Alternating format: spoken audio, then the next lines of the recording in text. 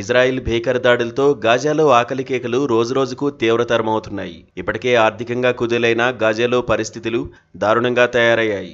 ఆహారం, ఇంధనం, ఔషధాల కొరత ఎదుర్కొంటున్న పాలస్తీనియన్లకు కరెన్సీ కష్టాలు తీవ్రమయ్యాయి. ఆకలి తీర్చుకునేందుకు అక్కడి గోదాములపైన దాడులు చేసి ఆహార పదార్థాలను తీసుకువెళ్తున్నారు. ఇక యుద్ధం నేపథ్యంలో అక్కడి బ్యాంకులు, ఏటీఎంలు పనిచేయకుండా పోవడంతో రోజువారీ ఖర్చులకు అవసరమైన నగదు కోసం మధ్యవర్తులను ఆశ్రయించాల్సి వస్తోంది. గతంలో 5% కమిషన్ తీసుకున్న దళారులు ఇప్పుడు 40% పెంచేశారని, దీంతో నిత్యావసరాలు కొనేందుకు ఆస్తులు అమ్ముకోవాల్సిన పరిస్థితి వచ్చిందని పాలస్తీనా వాసులు వాపోతున్నారు. సాధారణంగా గాజా వాసులు చాలా లావాదేవీలకు ఇజ్రాయెల్ కరెన్సీ షెకెల్ ను ఉపయోగిస్తారు. అయితే యుద్ధం నేపథ్యంలో పాలస్తీనియన్లకు నగదు సరఫరాను ఇజ్రాయెల్ నిలిపివేసింది.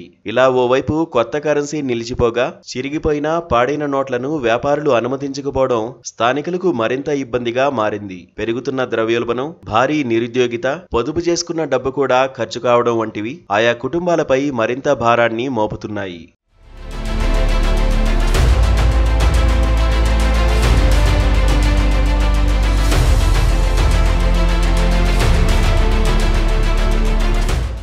హమాస్ ఆయుధాల కొనుగోలు సామర్థ్యాన్ని తగ్గించడంలో భాగంగా ఇజ్రాయెల్ గాజాలోకి నగదును నిలిపివేసినట్లు సమాచారం. ఇదే సమయంలో స్థానికంగా ఉండే సంపన్న కుటుంబాలు బ్యాంకుల నుంచి డబ్బులు ఉపసంహరించుకుని దేశం విడిచి వెళ్లిపోయినట్లు సమాచారం.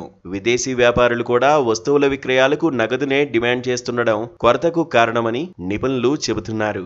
ఈ పరిస్థితిని ఆసరాగా చేసుకుంటున్న బ్రోకర్లు షెకెల్స్ ను డాలర్లోకి మార్చేందుకు భారీగా కమిషన్ తీసుకుంటున్నారు. దీంతో గతంలో 2 రోజులకు $4 ఖర్చయితే కమిషన్లు పెంచడంతో ఇప్పుడది $12 పెరిగిందని గాజావాసులు వాపోతున్నారు.